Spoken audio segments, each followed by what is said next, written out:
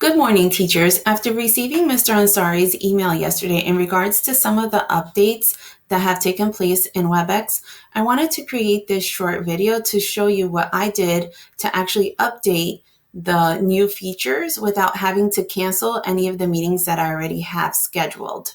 So in order to do that, you need to log into your Webex account. From your home page, make sure that you're in your home. You have your personal room and then your upcoming meetings. So in order to edit them, you need to click on your meeting. Now you will be taken to this page here where you will have 4 options: to copy, edit, cancel, or add to your calendar.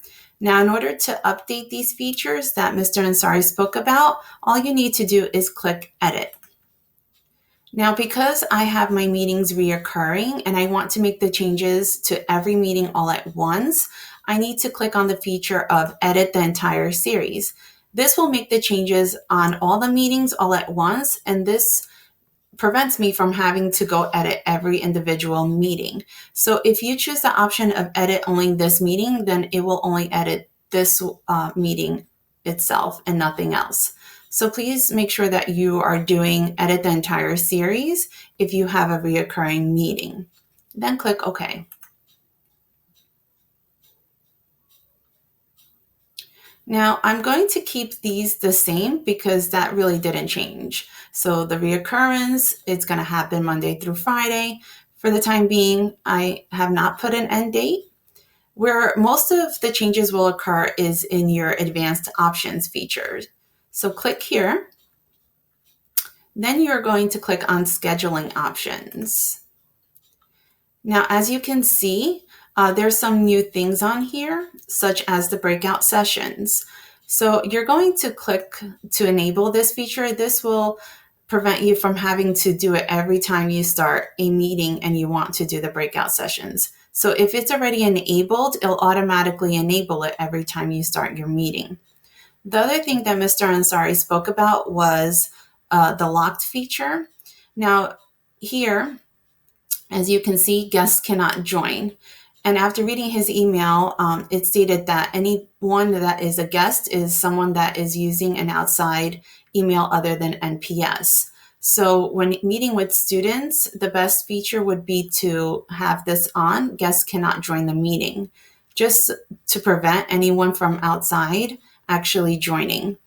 The other thing that you can do if you're meeting with parents and teachers and you're inviting a parent to join a meeting, such as an INRS meeting or a CST, and the parent needs to log in and you're sending them an invite, you can actually choose this feature for guests to wait in the lobby until the host admits them. This would be used if you're meeting with a parent and you want the parent to log in, and the parent obviously does not have an NPS account. So this way you can lock the meeting, and whenever the parent comes in, you can actually see who's coming in and choose to admit the person. The other nice feature is to automatically lock the meeting. So if you go here to the drop-down menu, it actually gives you a series of options of how many minutes you choose to have it to lock. So you have options of locking it right away as soon as you start, 5 minutes, 10 minutes. It's totally up to you depending on your students. So you know them best. If you work with the younger students, they might need a little bit more time because it's harder for them to log on. So it's totally up to you how many minutes you choose. The other thing that you can edit here is their attendee privileges. Now, before, whenever we started a meeting, we had to disable this feature here, the share content feature. Now, if we disable it here, this way we won't have to do it when we start our meetings. This will not allow the students to share any content at any time. So I would uncheck this feature here. The other thing that I have turned off is the ability for students to chat with other participants. If you don't want them to chat at all, not even with you, then you would uncheck these boxes here. But I want to allow my students to be able to chat with me or a presenter at any time during our lesson. The other nice feature is that you now can have a co-host. So this will allow you, the teacher, to be able to focus on the lesson and have another teacher in the meeting really manage the chat, or allowing participants to join the meeting after your meeting has been locked. So it's totally up to you.